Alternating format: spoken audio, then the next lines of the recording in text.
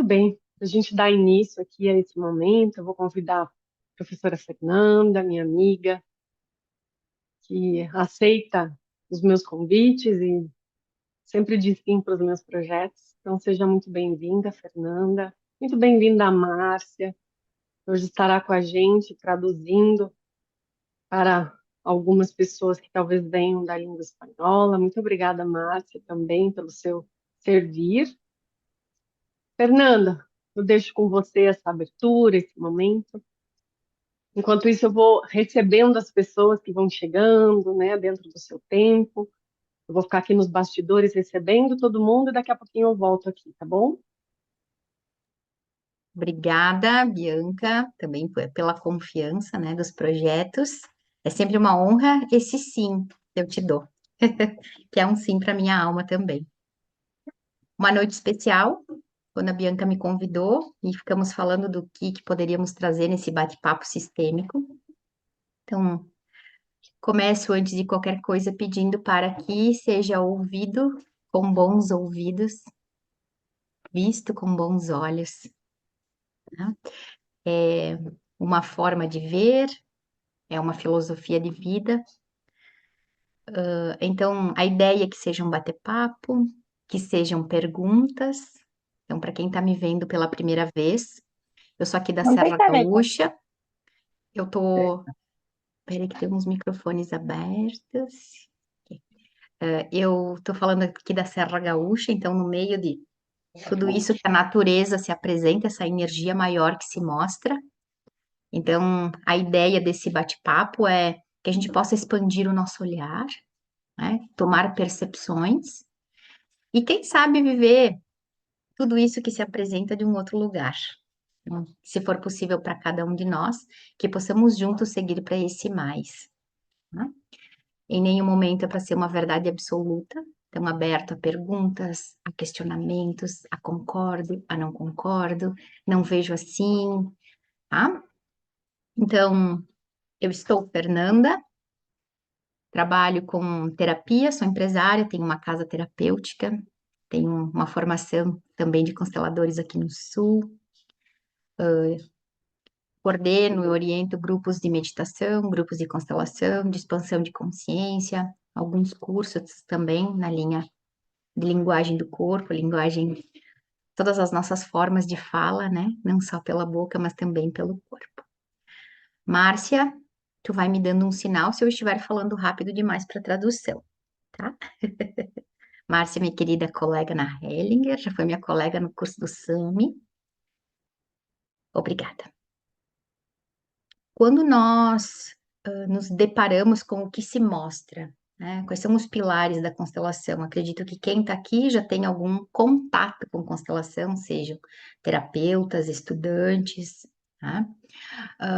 Quando a gente começa o trabalho das constelações, qual é o pilar? Olhar para a realidade tal qual ela é e viver as emoções que aquele momento nos traz. Então, todas as emoções que nós sentimos nesse momento, medo, tristeza, raiva, impotência, tudo isso tem um lugar. E aonde eu quero conduzir essa nossa conversa hoje? O Hellinger, uma das grandes, aqui do meu lugar, né? Dos grandes pilares do estudo dele são as consciências. Então, o Hellinger nos traz uma abordagem e uma forma de olhar para os níveis de consciência. E quando a gente olha para os níveis de consciência, por exemplo, eu, Fernanda, eu posso estudar muito a maternidade, entender o movimento, da troca celular de um filho e uma mamãe, mas eu não tive filhos. Eu tenho um nível de consciência em relação à maternidade diferente de alguém que tem filhos, que viu isso acontecer com seu corpo. Se nós pegarmos um engenheiro e este engenheiro falar sobre o funcionamento de um motor, ele tem uma consciência em relação àquele assunto maior do que a minha em relação a como funciona um motor. Então, os níveis de consciência, eles vão intercalar sobre assuntos e também sobre um modo geral de olhar. Então, hoje quero trazer aqui, com a proposta desse nosso bate-papo, essa consciência espiritual.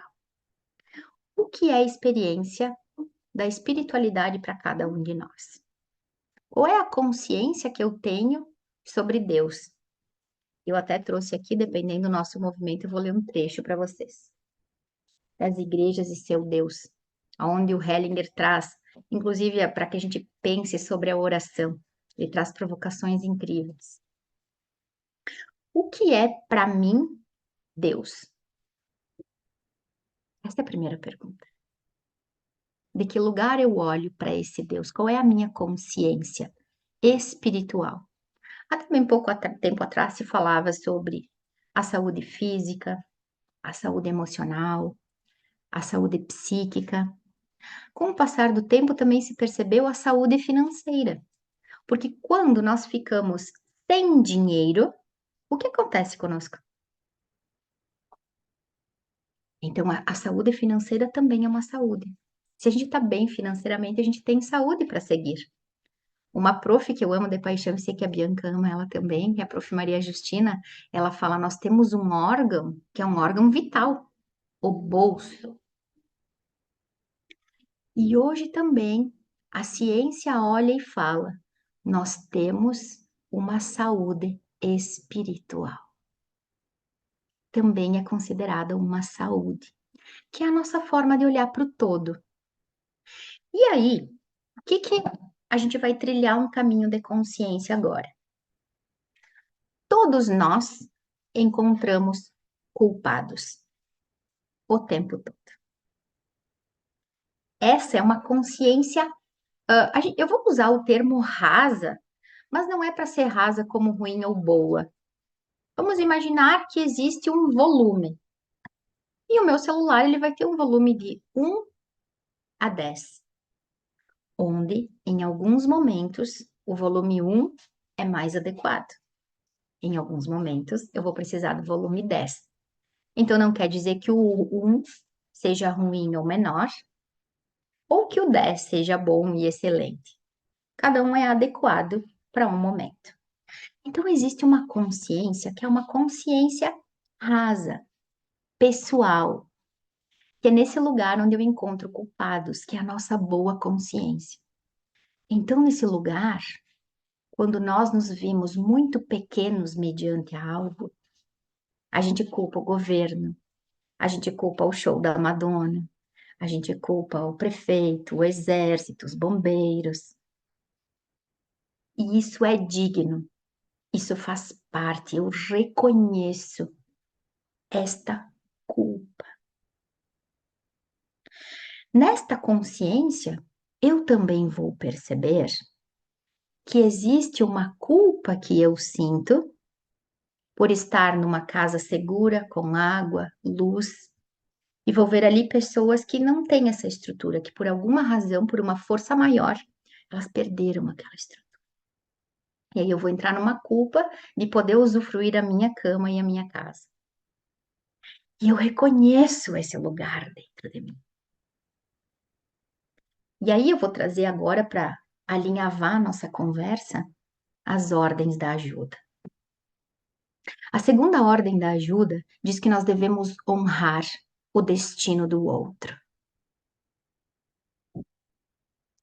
E quantas vezes nós estamos olhando para algo e não admitindo que aquilo aconteça?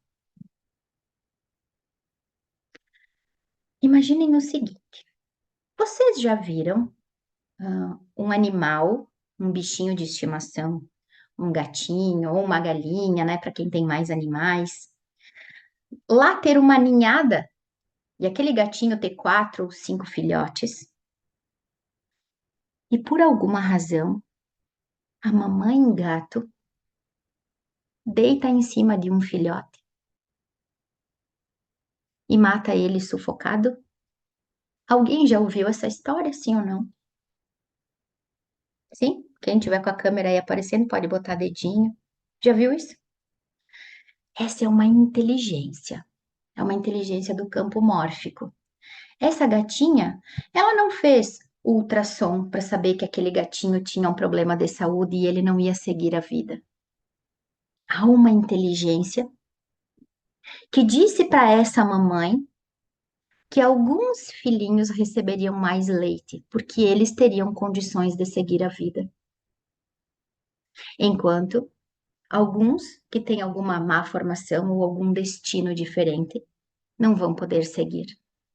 Então ela segura o leite para dar aqueles gatinhos, aqueles filhotes que podem seguir a vida.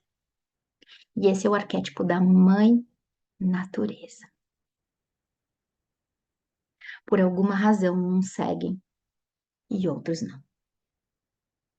Nós todos, caminhamos para a morte. Nós todos. Cada um de nós vai ter um destino a seguir. Alguns morreram de Covid, alguns de câncer, alguns de um acidente, alguns morreram de velhos. Nós todos vamos morrer. E esse momento, essa reflexão, é sobre a espiritualidade. A gente está brigando e se atacando tanto, por quê? Se Deus não erra. Eu vi N posts sobre nada é por acaso, Deus acima de tudo, a moda do livro Café com Deus. Acho que eu falei o nome certo. Não sei se é isso ou não. Mas eu só tomo café com Deus quando o dia é de sol. Porque quando ele manda o temporal, eu peço misericórdia. Como se ele não fosse misericordioso. Como se ele estivesse errando. De que lugar eu faço isso? Café com Deus Pai, obrigada, Valéria. De que lugar eu faço isso? De que lugar eu peço que a chuva pare? Se é ele que está mandando a chuva. Qual é o lugar da minha arrogância mediante a grandeza de algo que se mostra? E eu tenho dificuldade de reconhecer o meu tamanho mediante a isso. Eu tive 2 pedidos de ajuda ontem e hoje, das pessoas que estão trabalhando como voluntárias e estão doentes, estão surtando. E alinhavo novamente com as ordens da ajuda. A ajuda arrogante adoece. Se eu olhar para o outro com pena, e o Hellinger é claro, a pena julga a Deus. Se eu ajudo alguém com pena, eu ajudei de um lugar arrogante. E isso vai ter um preço e um custo. Quando eu olho para o outro, que talvez perdeu a casa, perdeu um familiar, a chuva, a água, e eu sei que ele é digno do seu destino, que ele está vivendo o que ele precisa experienciar, e que eu preciso dar conta deste lugar de assistir. Sou eu que não estou dando conta de ver. Então eu coloco em você a pena que eu sinto. Olha esse lugar dentro de mim. Será que eu sou capaz de dar uma ajuda humilde? Nas primeiras páginas das ordens da ajuda, o Hellinger fala: a ajuda eficaz é a ajuda humilde, sabendo que ninguém nasceu no lugar errado e ninguém está vivendo uma experiência errada. E muitas vezes, por eu não dar conta, eu acabo misturando tudo isso dentro de mim. E eu já não sei mais aonde eu tô, o que é que eu sinto, o que é que eu preciso fazer. Mas esse é um momento de a gente reconhecer enquanto humanos tudo isso em nós. E nós somos muito pequenos mediante a isso. De verdade, porque fazer um post ou falar da boca para fora é fácil. Dentro de mim, eu consigo reconhecer o meu tamanho mediante a isso? Se eu paro para pensar, quantos animais a nossa espécie mata para comer por dia?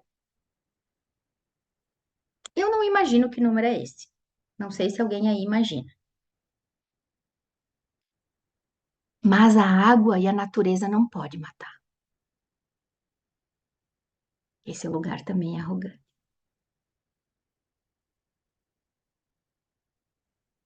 Um evento como esse que está acontecendo aqui no nosso estado, no nosso país, eles nos deixa iguais.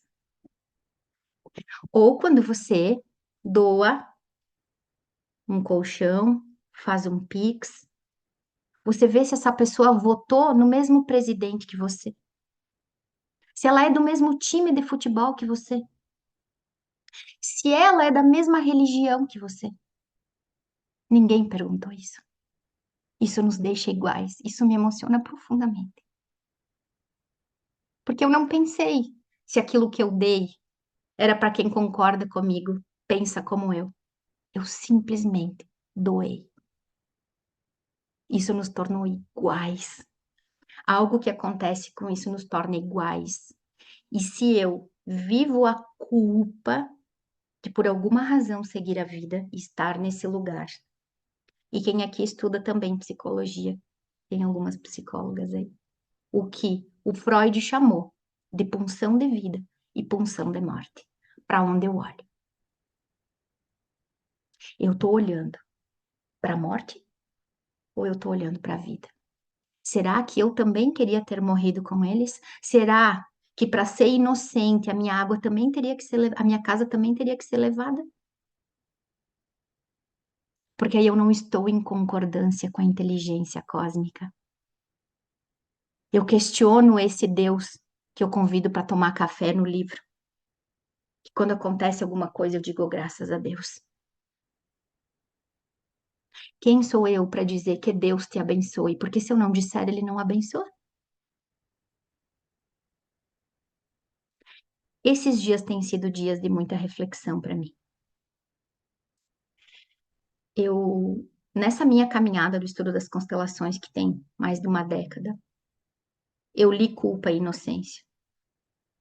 Eu li perdas e ganhos, mas eu não sei se eu já tinha sentido isso dentro de mim. Agora eu posso sentir dentro de mim a culpa que eu sinto por estar numa casa seca, com água, comida e fazendo um pix ou doando um colchão. É uma culpa que eu sinto e eu reconheço essa. Por isso, se a Bia autorizar, antes da gente finalizar a nossa noite de hoje, eu vou convidar todos nós a um exercício sistêmico, um exercício de percepção. Porque se a gente ajuda de um lugar arrogante, e o que é ajudar de um lugar arrogante? Quem está me ouvindo aí pela primeira vez, talvez não esteja muito acostumado, mas eu amo palavras, os joguetes com as palavras. Se eu olho para uma situação e eu digo coitado, o coitado foi quem feito o coito por trás. Quem aqui já gostou de ouvir tal pessoa te acha um coitado? Perceba o que acontece dentro da sua alma quando você ouve isso. É uma revolta muito grande. Porque nós somos dignos da nossa história. Nós sobrevivemos a tudo que nos aconteceu. Ela nos tornou quem somos. Se a gente for dar uma ajuda a alguém e essa ajuda for arrogante, a gente se emaranha, a gente pesa, a gente adoece. E aí vão surgir doenças de cunho espiritual. E vocês não imaginam médicos, terapeutas, advogados, ajudantes que estão doentes no espírito, porque ajudam de um lugar arrogante, tirando a dignidade do outro, dizendo para o outro que ele não tem o direito de perder a casa, porque ele é um coitado. Quando eu li o livro do Hellinger, num dos trechos ele fala sobre o creio, a oração do creio. Não sei se tem alguns católicos, não sei. Aí eu vi a Susan, minha colega, minha amada Susan, olá!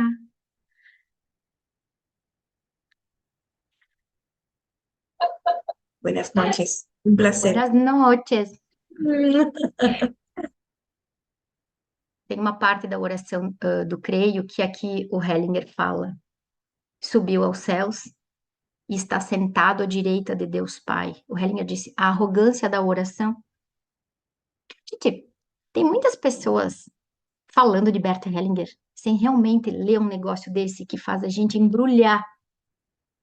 Porque ler um livro como esse aqui, não embrulhar, não nos questionar, quando ele fala, como assim? O meu corpo vai subir aos céus? Então depois que eu morrer eu vou ter que sentar? Então Jesus senta, porque Deus senta. Tanto que ele fala aqui nesse livro no início, colocarei aqui meus pensamentos, minhas análises e me retirarei. Eu não quero discutir isso.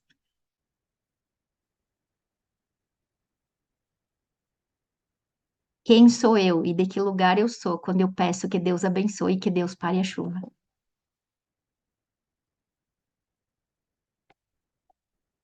Quem sou eu que saio e como um X-bacon e não dou conta de ver um monte de porquinhos deitados? Como se a minha espécie pudesse matar, a natureza não.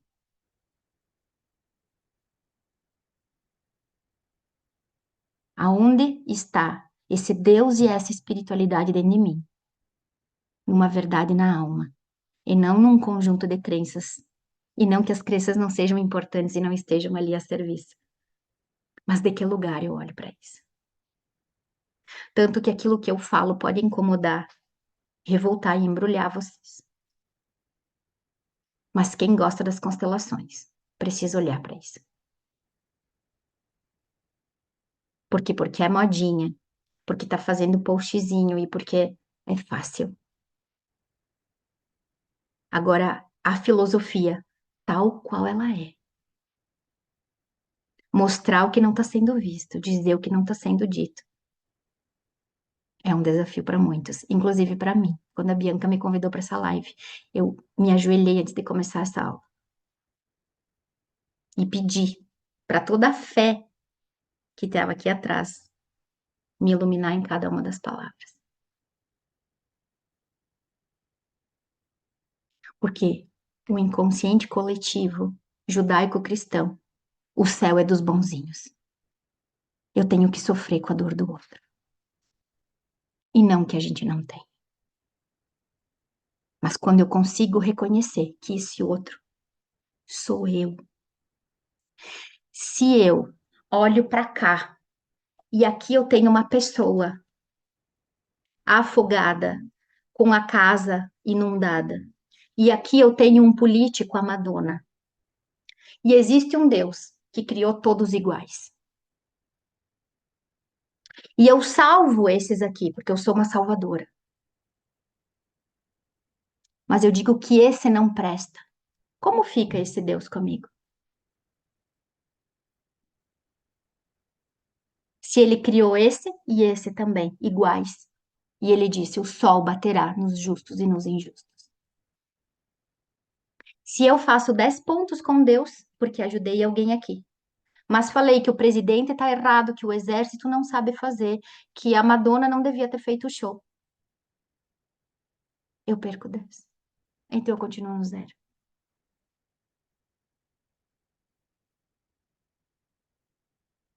Então, que Deus é esse que eu prego e peço ajuda? Ele não está errando. Se a natureza vem e mostra algo, ela está mostrando uma herança para nós. Isso aqui é uma herança que nós estamos vivendo. A gente separa o lixo. A gente está preocupada quantos animais morreram para a gente vestir essa blusa. Se eu quiser fazer um loteamento, eu destruo as árvores. Agora, se vier a água, Deus o livre. Que é isso? Qual é esse Deus que eu prego tanto? Se eu sou a maior julgadora dele. E aqui ele fala outra parte. Escrevo esse livro em homenagem às vítimas da igreja, sendo a primeira delas Jesus.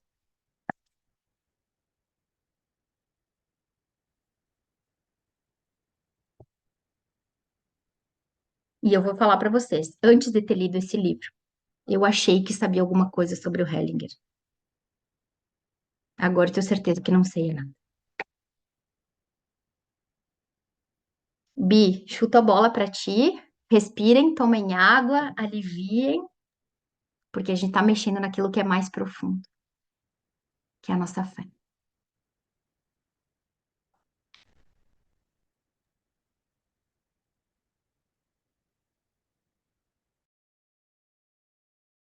Nesse momento é quase necessário um silêncio, né? Porque tem muita coisa conversando com a gente. Ainda que, seguindo aquilo que a Fernanda falou, quem sou eu? No meio de tudo isso,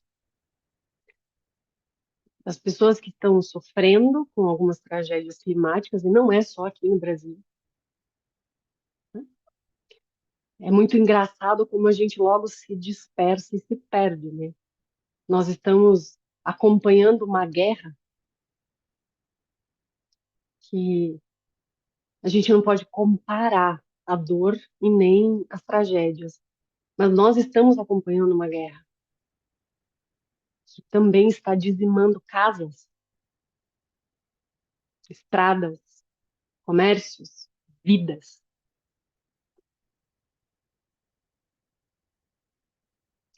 E nós não fizemos nada nesse lugar, né? Ah, tá tão longe da gente, né? Tá lá na Ucrânia, tá lá na Rússia. E aí, quando a gente vive uma tragédia tão próximo da gente, parece que daí a gente é chamado, né? Mas como a Fernanda diz, ué, como assim? Não é o mesmo Deus que fez todas essas pessoas?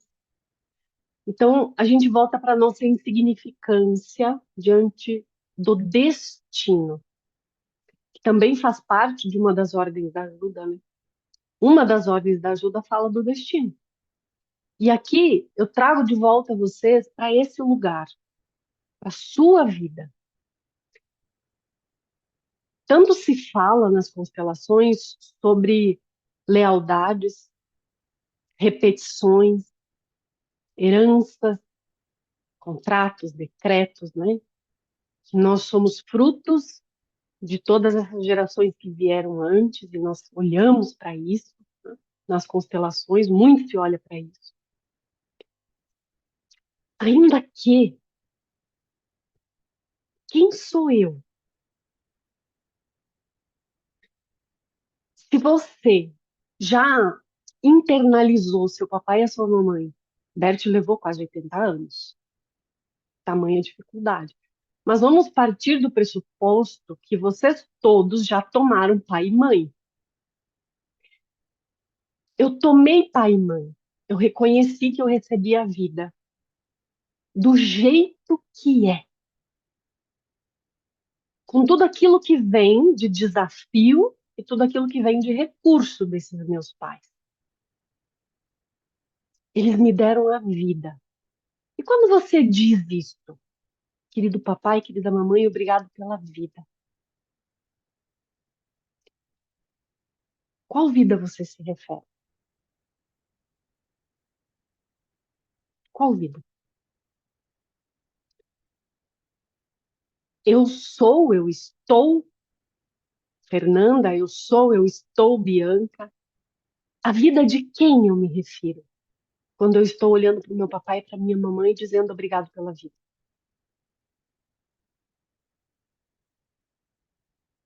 Eu sou Mariliane. Eu sou Mariliane, filha.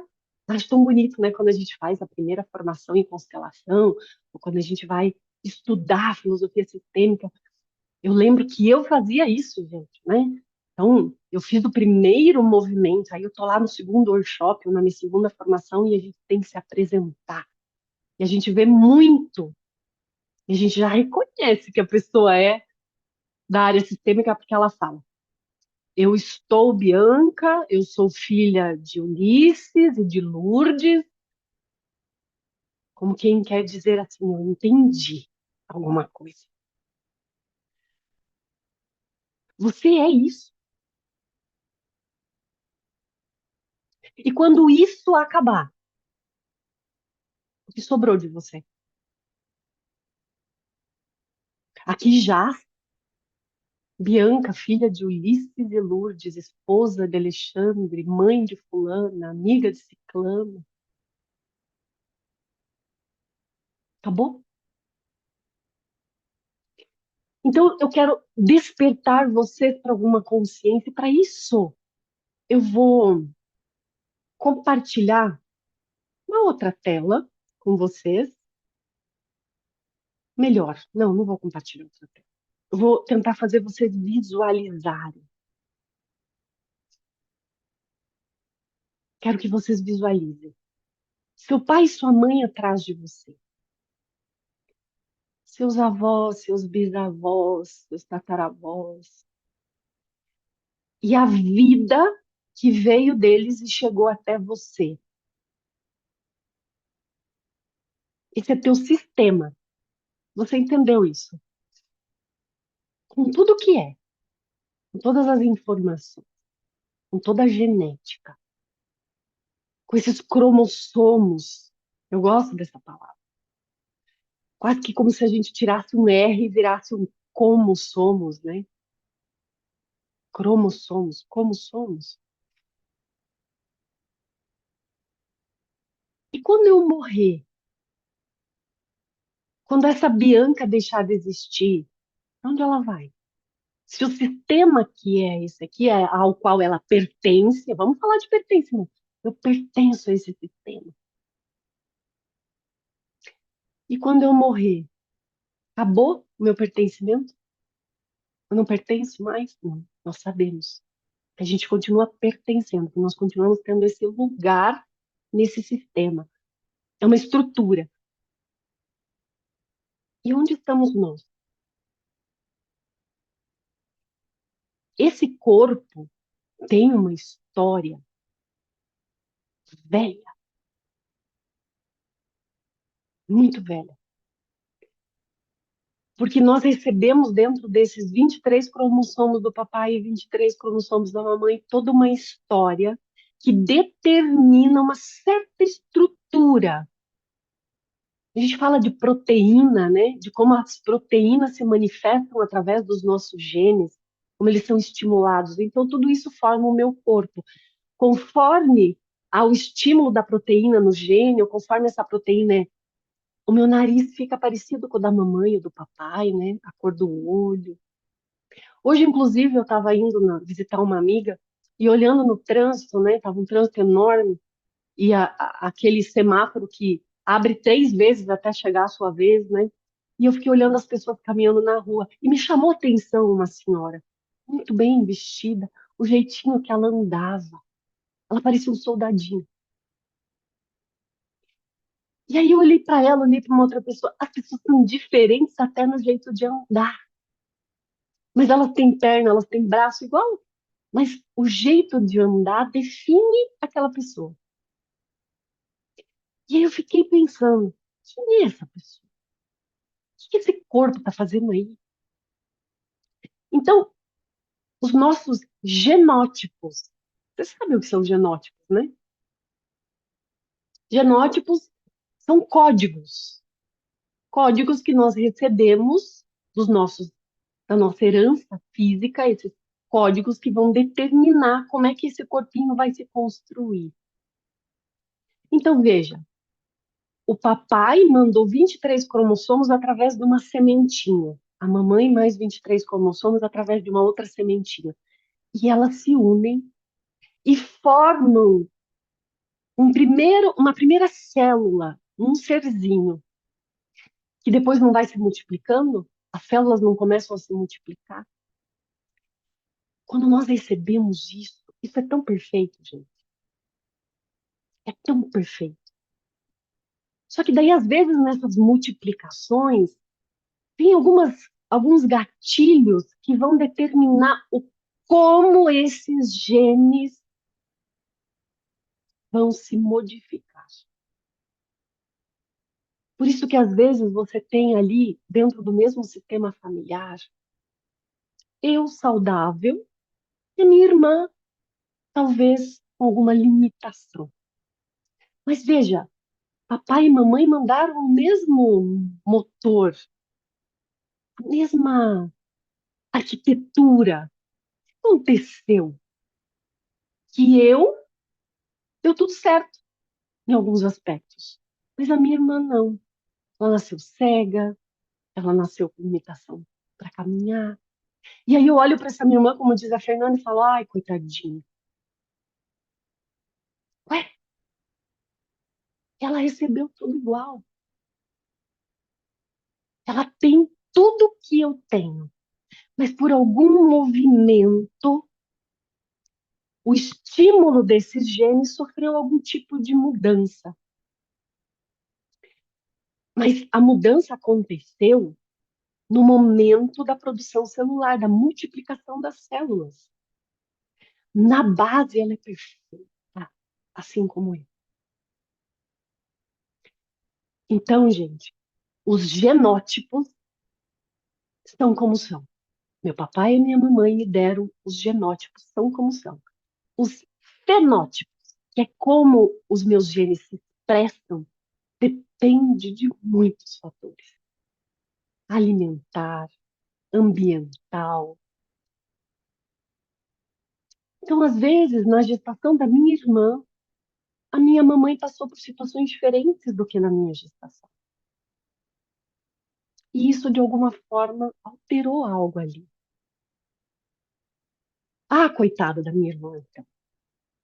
Foi gestada justamente no momento que a minha mãe estava com o vício do álcool, entrou em depressão e começou a beber. Coitada da minha irmã. Veja, nós estamos falando apenas do corpo. E se eu olho para o meu papai e para minha mamãe e digo sim para tudo como foi, para tudo como é, e reconheço que eu sou desse jeito, alta, magra, gorda, baixa, com todos esses genótipos, mas também muitas coisas, mudam por escolhas minhas, minha alimentação, meus ambientes e assim por diante. Então quer dizer que o meu corpo ele não é rígido, não é fixo, mas eu continuo falando só do corpo. E nós somos só um corpo. Não. Se eu acredito que eu sou mais do que um corpo e que existe aqui uma alma que está conectada a algo maior através do espírito, a quem pertence essa alma? Se o meu corpo pertence a esse sistema familiar e nesse tempo eu preciso, para ter uma vida saudável, reconhecer, acolher esse corpo dentro desse sistema, do jeito que foi, do jeito que é, a minha alma pertence a um sistema maior. Mas eu não consigo dizer para esse sistema maior sim.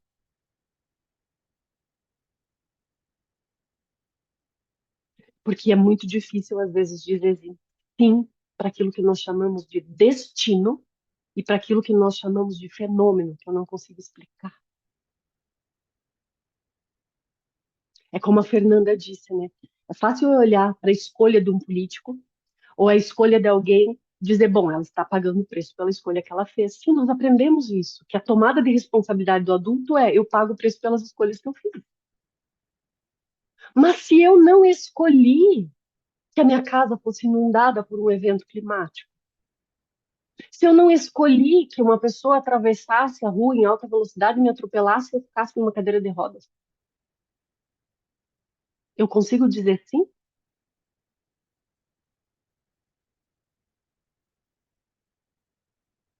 Será que eu consigo dizer sim? Então, veja, nós somos um ou dois?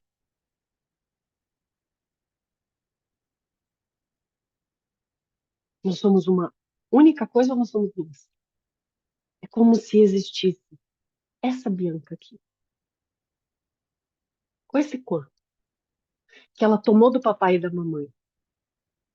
E ela conseguiu olhar para o papai e para a mamãe e dizer sim, obrigada. Agora eu tomo a minha vida do jeito que é e do jeito que foi possível.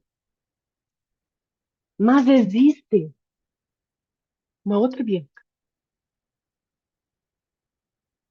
Essa pertence ao sistema familiar, do papai e da mamãe, de todos os ancestrais. Mas essa aqui pertence a quem?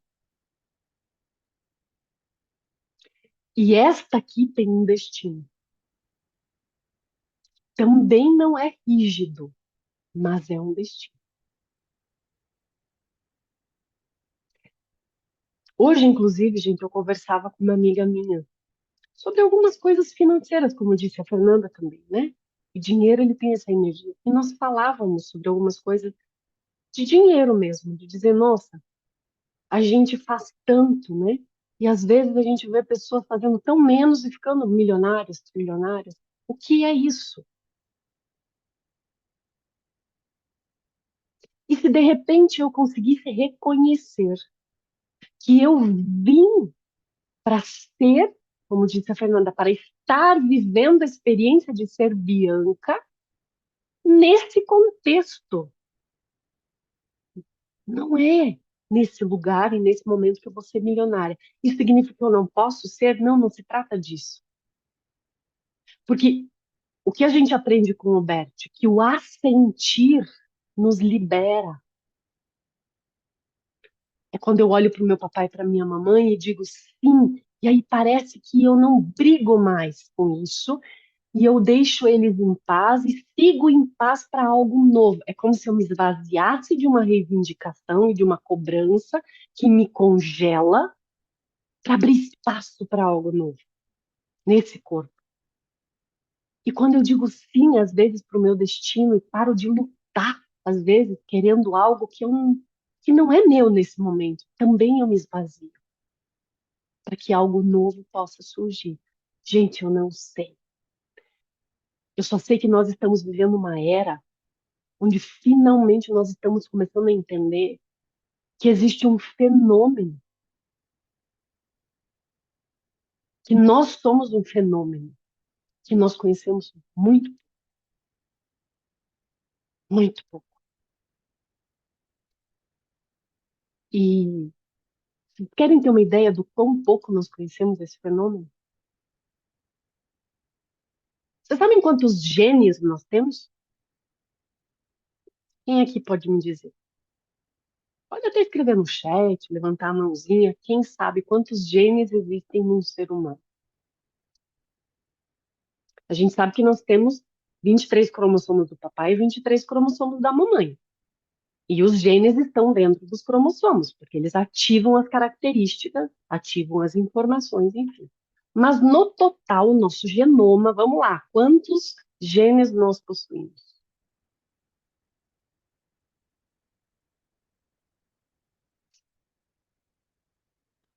De 23 a 25, alguns falam 30 mil genes. Vocês sabem quantos genes possui o genoma de uma árvore? 50.000.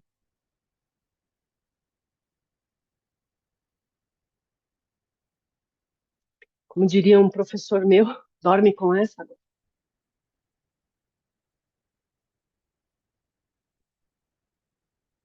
A espécie que domina o planeta. Esse que foi para a Lua, né? Que cravou a bandeira lá na Lua. Tem um pouquinho mais de genes, vamos pensar assim, talvez o dobro de genes de um verme ou de uma mosca.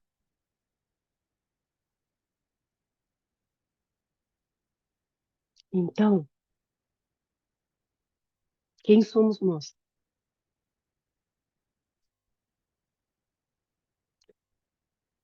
O nossa genética Não domina a gente. Essa estrutura é apenas uma parte do eu sou.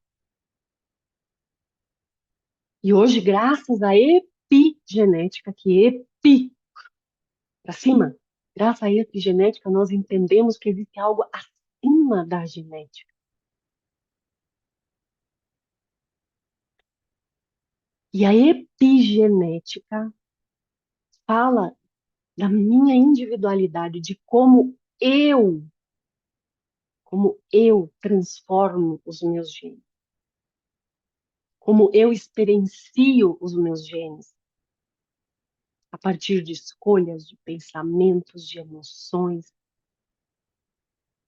e o quanto essas estruturas são estimuladas por todas essas circunstâncias que envolvem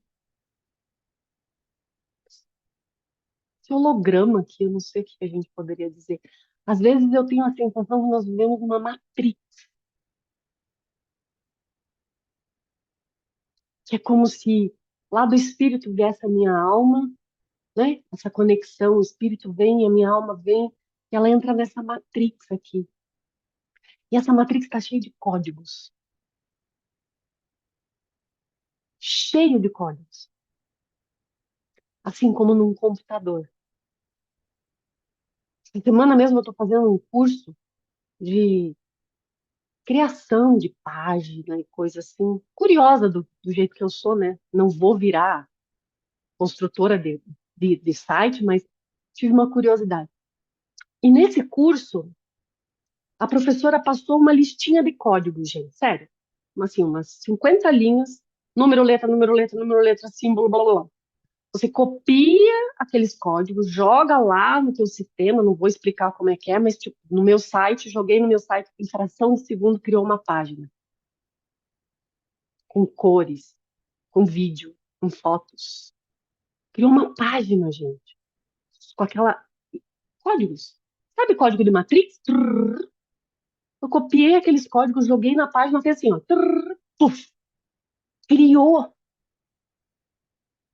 criou uma estrutura com imagens, cores, palavras que o meu cérebro reconheceu, mas até aquilo se formar na minha frente, aqueles códigos eu não estava entendendo nada, não estava reconhecendo nada. Aquela matriz não conversava comigo, mas aquela é a raiz. Ela é a célula criadora de tudo. Mas eu só consigo enxergar e tomar consciência depois que aquilo se materializa na minha frente. Mas aquilo jamais se materializaria na minha frente se não tivesse a raiz, o código. Então eu digo uma coisa para vocês: cada vez mais eu sinto que nós somos uma montoeira de códigos. Isso aqui, montoeira de códigos. E esses códigos determinam as imagens de como vai ser o meu narizinho, como é que vai ser a cor do meu cabelo, determina. E de onde vêm esses códigos?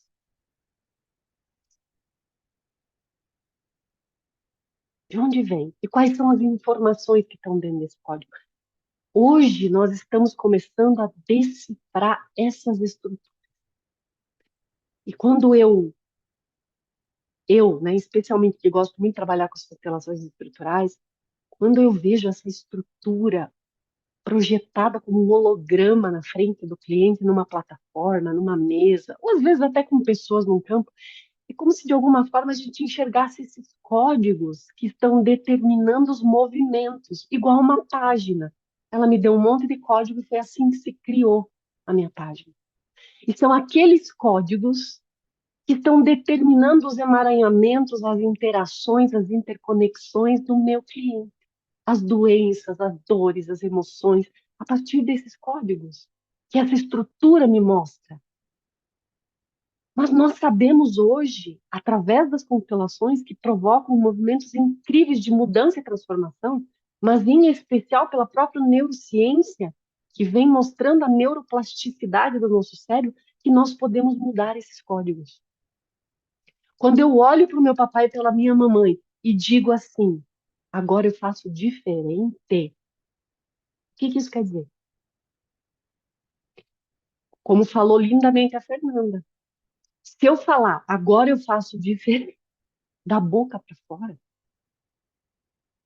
eu não mudo esse código.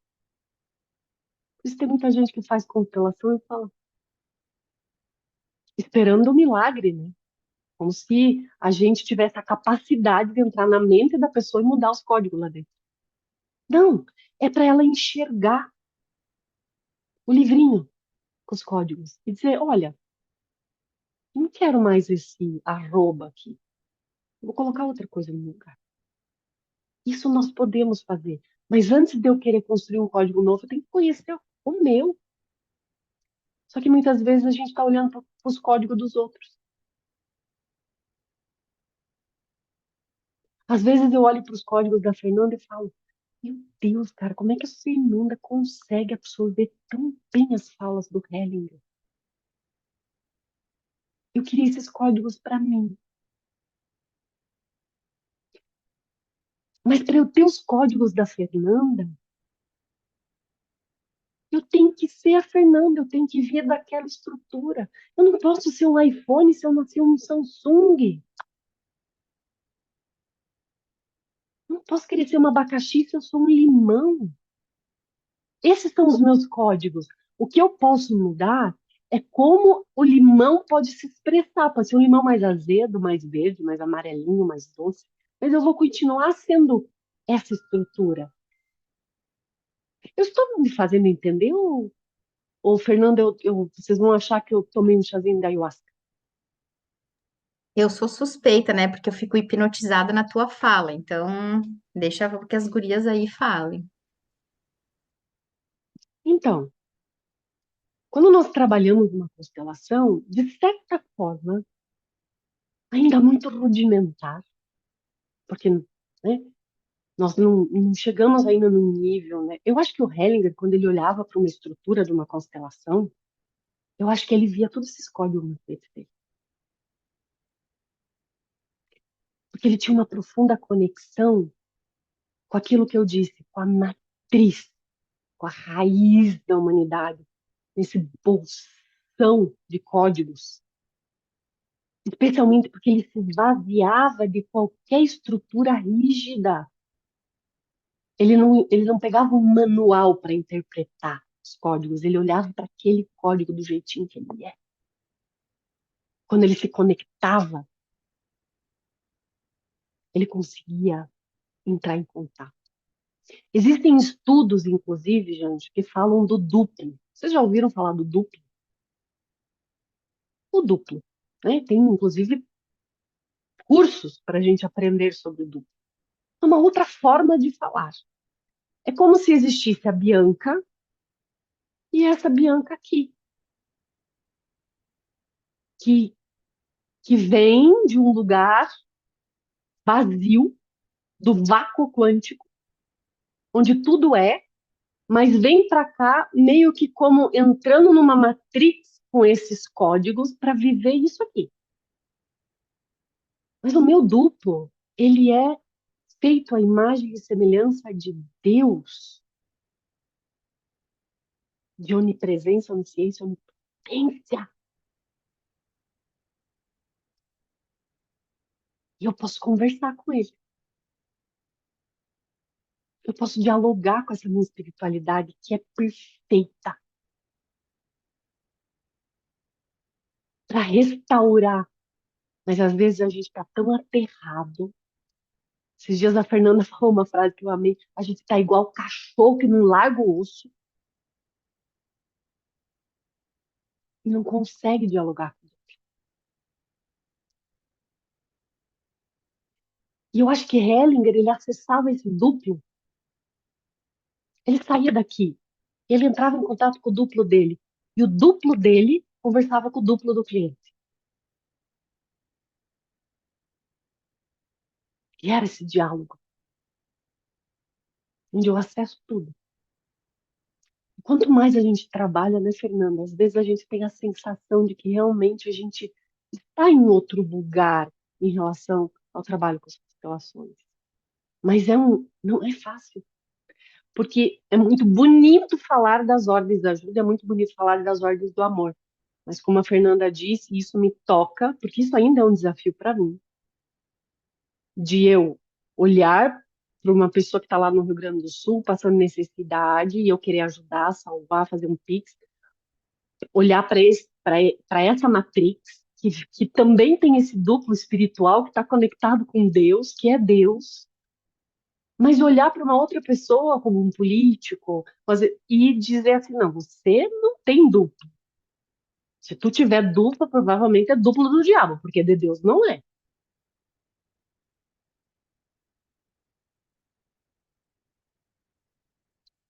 E a proposta aqui é, talvez a gente olhar para a realidade que o pessoal do Sul está vivendo, que é, meu, muito difícil. Para a realidade que está acontecendo lá em Gaza, para a realidade daquelas crianças no Amazonas sendo abusadas e vendidas por sexo aos 9, 10 anos. Olhar para todas essas pessoas e perceber que o corpo delas está vivendo uma experiência de uma matrix que o duplo delas sabe exatamente qual é o para quê disso. E tá tudo bem.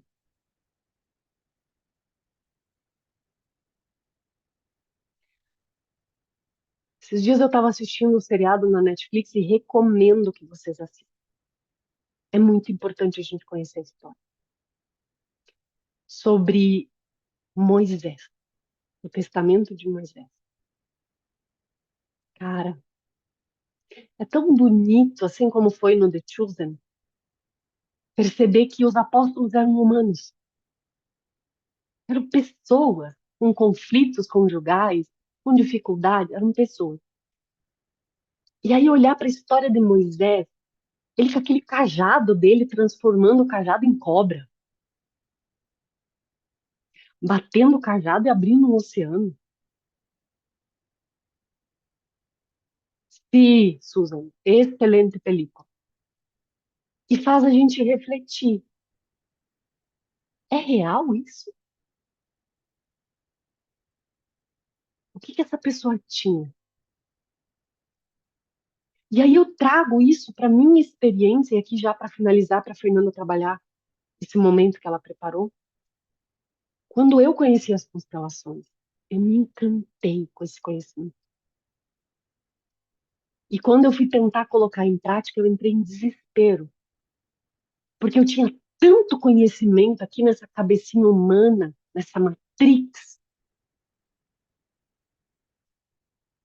mas era como se eu não conseguisse colocar em prática. E aí eu me questionava, não, mas para trabalhar com constelação, acho que a pessoa tem que ser mediúnica. Ela tem que ter percepção, intuição, conexão com a alma. Ela tem que ter algum dom especial, algum talento, porque eu não vejo nada, eu não sinto nada. O meu cliente diz que não sente nada. É claro, quando eu entro no mundo das constelações, eu vinha do mundo jurídico absolutamente cartesiano, materialista, somente preocupado com o meu corpo, totalmente desconectado do meu duplo. E talvez com uma amnésia em relação a ser feita a imagem e semelhança de Deus. Eu tinha me esquecido disso. Então, eu gosto muito dessa frase, fazer o caminho de volta para casa, para o eu sou. Eu sou feita, onipresente, onisciente e onipotente. Mas eu vim para viver uma experiência de ser Bianca. E eu recebi tantos códigos, tantas informações, tantas crenças que me fizeram, sim, experiências difíceis, traumáticas, que me fizeram esquecer do eu sou. E a humanidade está fazendo um caminho de volta para entender que nós não somos muito mais complexos do que um verme aqui. Porque a gente tem, inclusive, um pouquinho mais de genes do que eles, e até menos do que de uma árvore.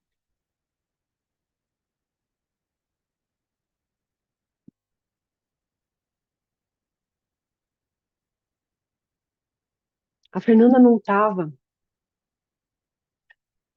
esse final de semana, no, acho que na aula que nós tivemos do Titãs, onde eu lembrei de uma música. Talvez vocês até não conheçam, que fala do filho pródigo. Vocês conhecem?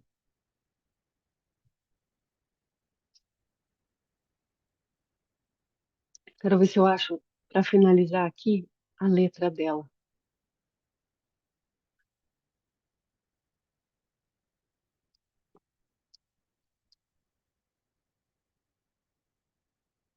É uma música do Padre Zezinho.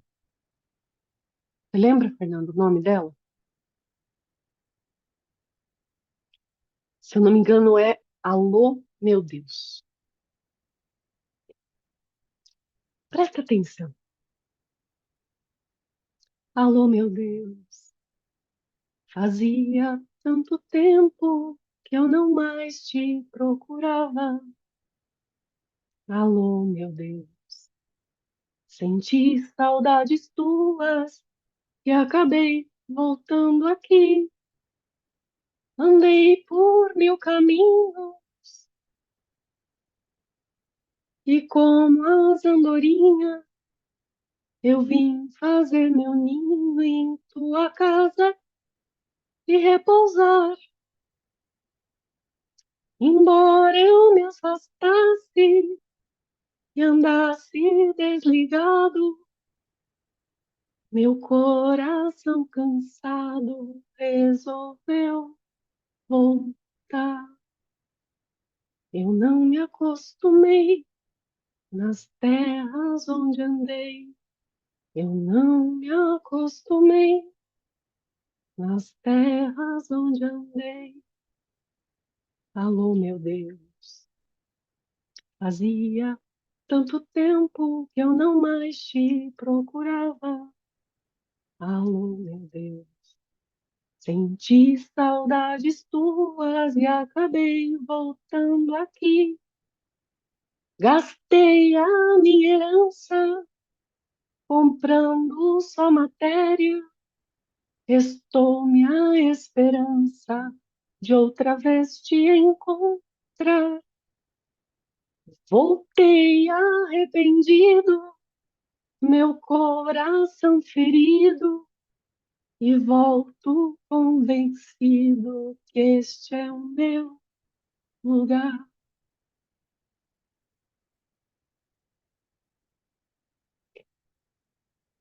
Qual é a herança que você está gastando?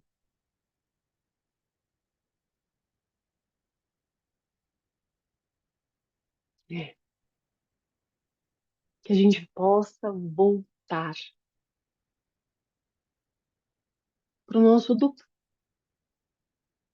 se reconectar e lá receber os anéis de ouro e as sandálias do merecimento.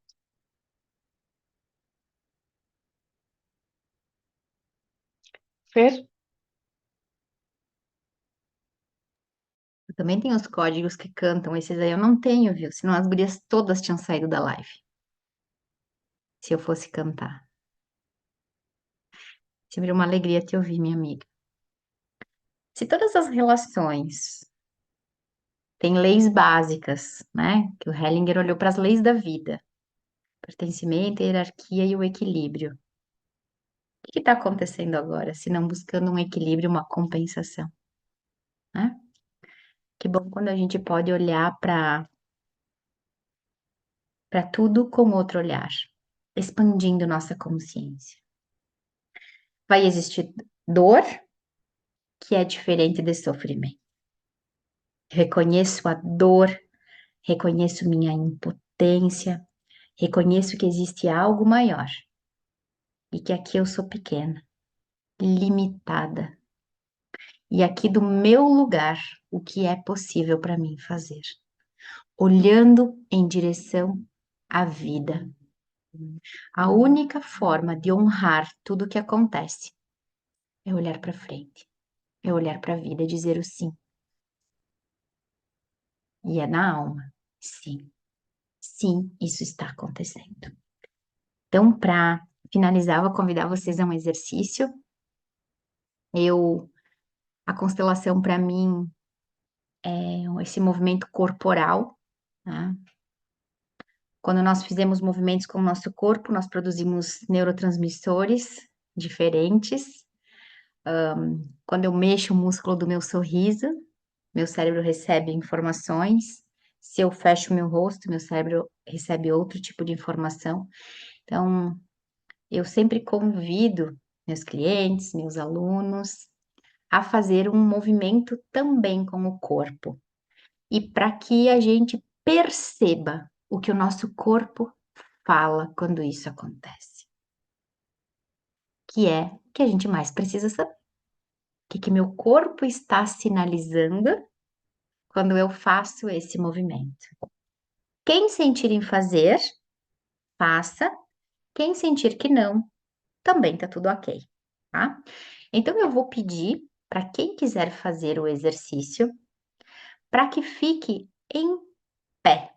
Eu sei que a Suza, não sei se ela vai me ouvir, então ela leva o telefone juntinho, se for possível, tá? Porque nós vamos movimentar o nosso corpo, fazendo um convite de perceber quando eu faço movimentos e falas, o que é que meu corpo sinaliza, ok?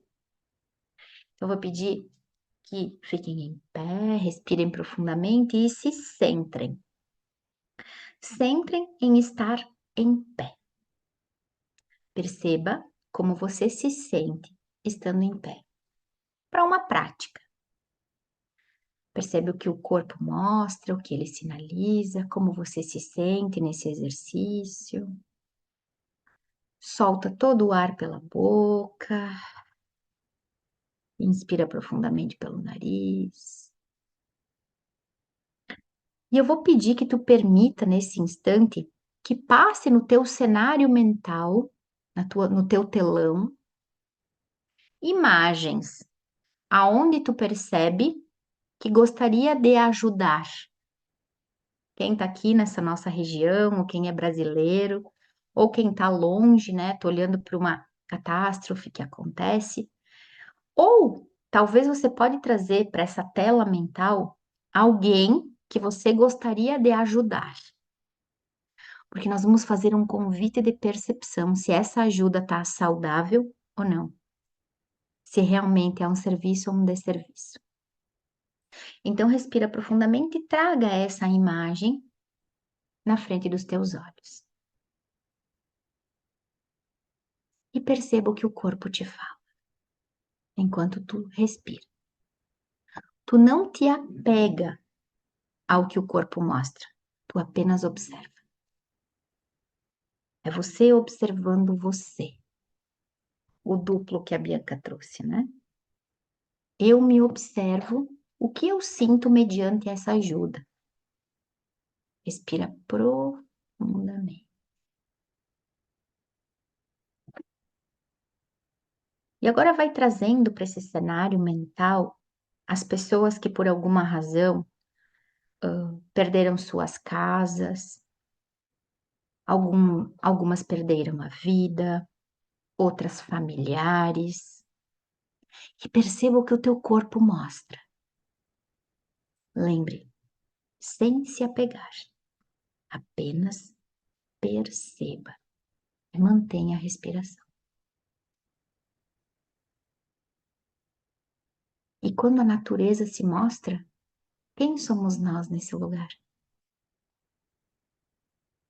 Tu apenas percebe o que acontece. Respira profundamente e agora eu vou te convidar a falar uma frase em voz alta. Mediante tudo isso, eu sou muito pequena. e perceba o que acontece com o teu corpo.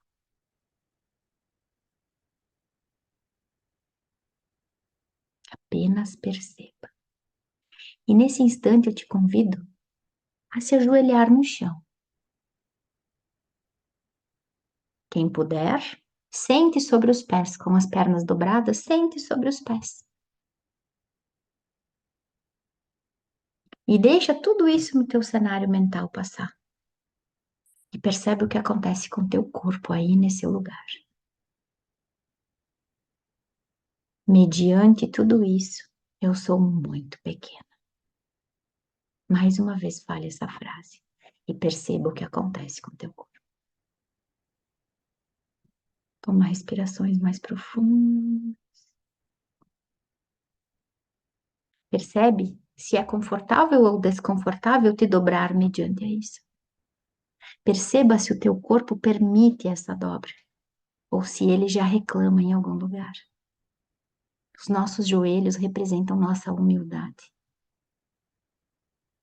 Perceba como é se dobrar mediante a algo muito grande.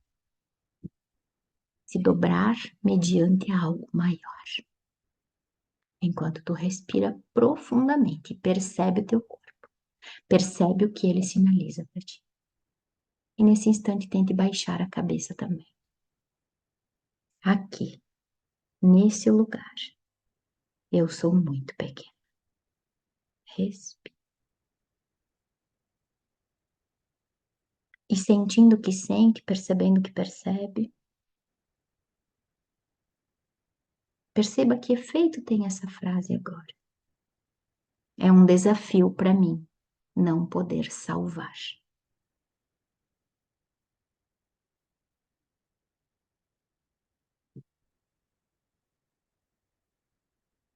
É um desafio para mim olhar para a realidade tal qual ela se apresenta.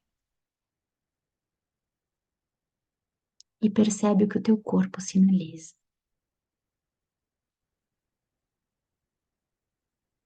Mantendo os joelhos dobrados, a cabeça baixa, você percebe o que acontece contigo.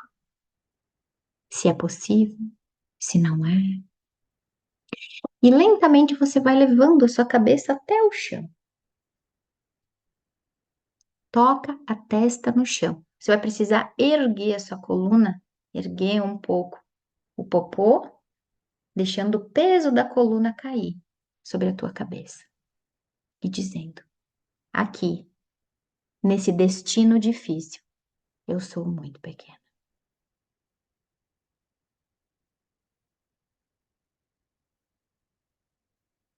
Respira. E percebe o que acontece com o teu corpo. Se for possível para ti, levante as palmas das mãos para cima. Como se você recebesse da vida o que ela te traz. Você recebe, você acolhe o que a vida traz. Com a cabeça baixa, os joelhos dobrados. Como um sim. Sim.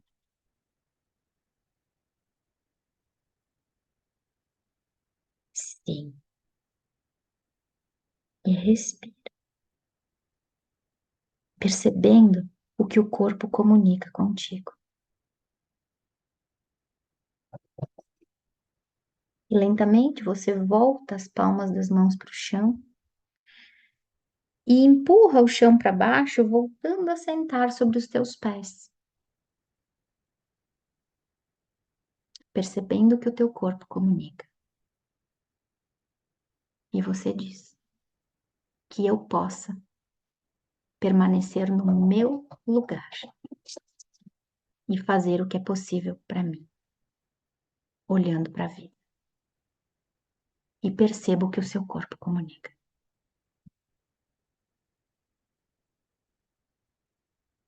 Eu sigo com a culpa de me manter viva, assumindo a responsabilidade da vida que ainda se mantém em mim.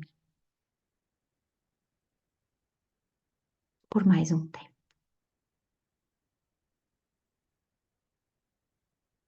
E você respira profundamente.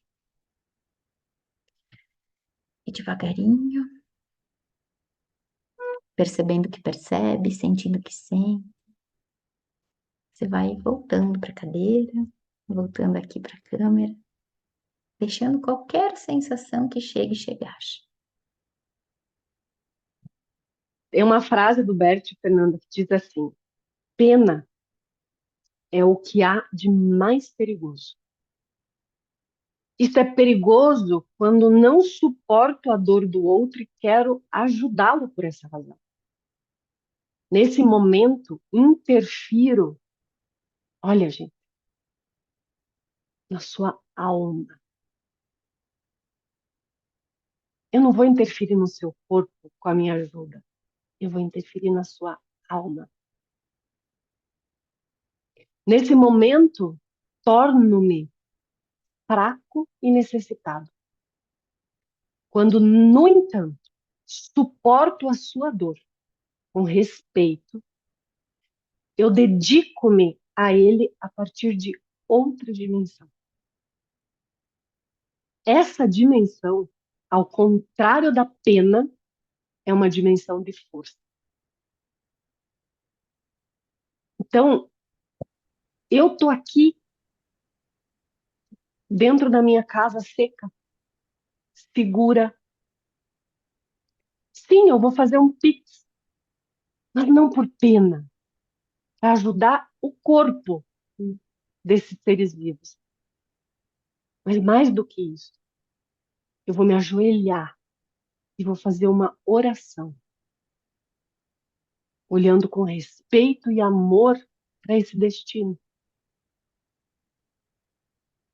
E aqui eu encontro força, né? Então, tudo que a Fernanda fez com a gente hoje me lembrou muito essa frase do Bert. Amiga, é o Hum. livro da Ordens da Ajuda na explicação da segunda ordem. Vocês também querem os códigos, né? Então, eu acho que eu vou pegar o meu duplo hoje à noite para bater um papo com o duplo dela, ver se a gente consegue fazer um negócio, fazer uma troca ali. E lembrem-se, qual é o órgão no nosso corpo que faz questão de a todo momento, o tempo todo, desde o início da nossa vida até o fim dela, que faz questão de nos lembrar que a vida é movimento. Nós temos um órgão vital dentro do nosso corpo que nos lembra o tempo todo, desde o momento da nossa existência até o último minuto dela, o nosso coração. A alegria dos nossos papais quando escutam o nosso coração. Amiga, Hum, e ele mostra o caminho de altos e baixos, né? então, que o movimento da vida. Uma hora eu tô lá em cima, outra hora eu tô lá embaixo. Tem uma hora que eu tenho até uma certa normalidade, mas de repente vem um desafio e me dá força para impulsionar lá para cima uma certa normalidade. E quando eu brigo com esse movimento da vida, eu brigo com a vida, porque eu quero tudo.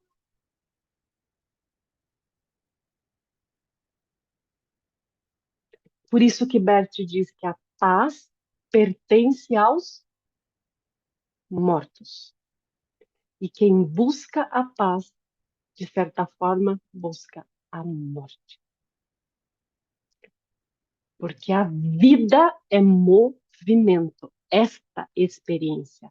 O meu duplo, ele já sabe, ele já tem a paz, mas ele quer viver a experiência da vida.